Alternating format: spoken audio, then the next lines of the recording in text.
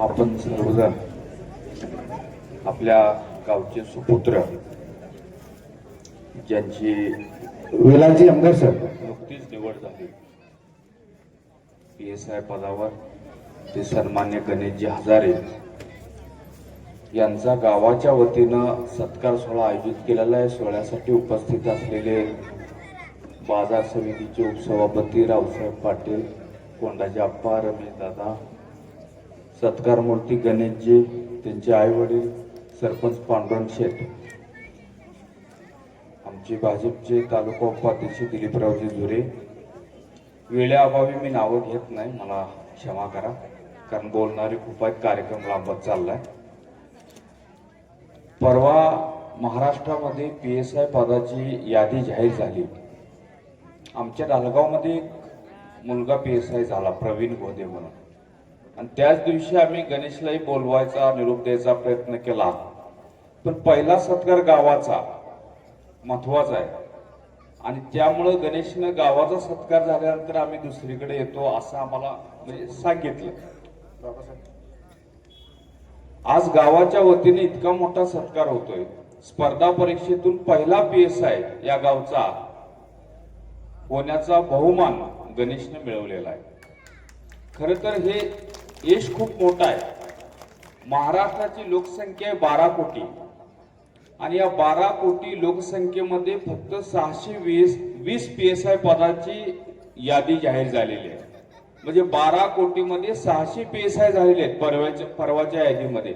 म्हणजे स्पर्धा किती मोठी आहे बघा, आपल्या लक्षात येईल. कारण यश हे काय साधं यश नाही. 70-80चा काळ असेल साधारण. या ठिकाणी राजकारणात बरेच दिवस काम केलेले ज्येष्ठ नेते मंडळी आहे. पूर्वी या पदांचा रेट निघायचा आणि डायरेक्ट कोण किती पेमेंट देईल त्याच्या ऑर्डर निघायच्या. 70-80चा काळ होता. पण सध्याच्या काळामध्ये अतिशय पारदर्शक भरती केलेली आहे. गणेशजींना माहिती आहे, या यादीमध्ये जे PSI झालेले आहेत, PI झालेले आहेत, आत्ताच या माझ्या अगोदर बोलले ते DYSP आप्पासाहेब पवार साहेब बोलले, त्या सगळ्यांना माहिती आहे या भरत्या किती पारदर्शक होत आहेत. याचं श्रेय या राज्याचे मुख्यमंत्री आणि ज्यांच्याकडे ग्रहकथा आहे सन्माननीय देवेंद्रजी फडणवीस साहेबांना दिलं पाहिजे. कारण गरिबांच्या मुलांना संधी मिळत नव्हती, आणि यामध्ये फडणवीस साहेबांनी सुद्धा कुठेही 1% या भरतीमध्ये घोटाळा होऊ नये याची काळजी घेतलेली आहे. आणि त्यामुळे एखाद्या सामान्य कुटुंबातील गरीब घरातील गणेश सारखा उमेदवार PSI पदावर गेला. गणेशची परिस्थिती एकदम सामान्य. वडील मेंढपाळ करणारे, शेती करणारे. आमच्या गावचा भाचा कुंडलिकाने मी एकत्र होतो शिकायला, त्यामुळे त्यांच्या घरची परिस्थिती मला माहिती आहे. अतिशय सामान्य परिस्थितीतून कष्ट करून पोलीस झाल्यानंतर खात्याअंतर्गत स्पर्धा परीक्षा दिली आणि आता PSI पद मिळवलेलं आहे. हा सत्कार तुम्ही घेतला त्याबद्दल मी तुमचं सगळ्यांचं शेठ रावसाहेब पाटील असतील, रमेश दादा, गावाचं सुद्धा मला अभिमान वाटतोय की तुम्ही सत्कार घेतला. इतकं मोठं यश मिळवलं. गावाचा पहिला PSI स्पर्धा परीक्षेतून झाला म्हणून तुम्ही सत्कार घेतला. पण या सत्कारापाठी मग या मंडळीचा गणेश दुसराही स्वार्थ आहे.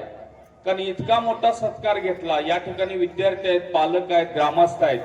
या सत्काराची प्रेरणा घ्यावी आणि भविष्यात आणि 4 विद्यार्थी या पदावर, अशा अनेक पदावर जावेत, हा हेतू या सत्कार घेणाऱ्या मंडळींचा आहे.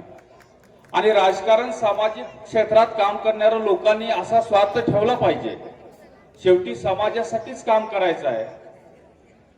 त्यामुळे हा सत्कार चांगल्या पद्धतीने घेतला, चांगल्या पद्धतीनं कार्यक्रम घेतला. इतक्या मोठ्या संख्येने तुम्ही मिरवणूक काढली. पुन्हा एकदा मी चोरूची ग्रामपंचायत, चोरूची ग्रामस्थांचं मनापासून आभार व्यक्त करतो आणि गणेशला भावी कार्यासाठी शुभेच्छा देतोय. फक्त काम करताना एक आहे, लोकशाहीमधले 4 स्तंभ आहेत. न्याय व्यवस्था हा प्रमुख स्तंभ आहे. आणि न्याय व्यवस्थेशी निगडीत हे पोलीस खातं आहे. न्यायाधीश चार भिंतीच्या आत असतात. आरोपींना समाजामध्ये जे दुर्जन माणसं आहेत, जे आरोपी आहेत, कायद्याचे गुन्हेगार आहेत, त्यांना पकडायचं काम पोलिसांचं असतंय. तर अशा वेळेला गरीब माणसं तुमच्याकडे न्याय मागायला येतील, त्यावेळेला गरीब माणसावर अन्याय होऊ नये याची काळजी तुम्ही घ्या. गरिबांचा मशिया हवा एवढीच अपेक्षा व्यक्त करतो आणि इथं थांबतो. धन्यवाद. धन्यवाद सर. यानंतर सांगली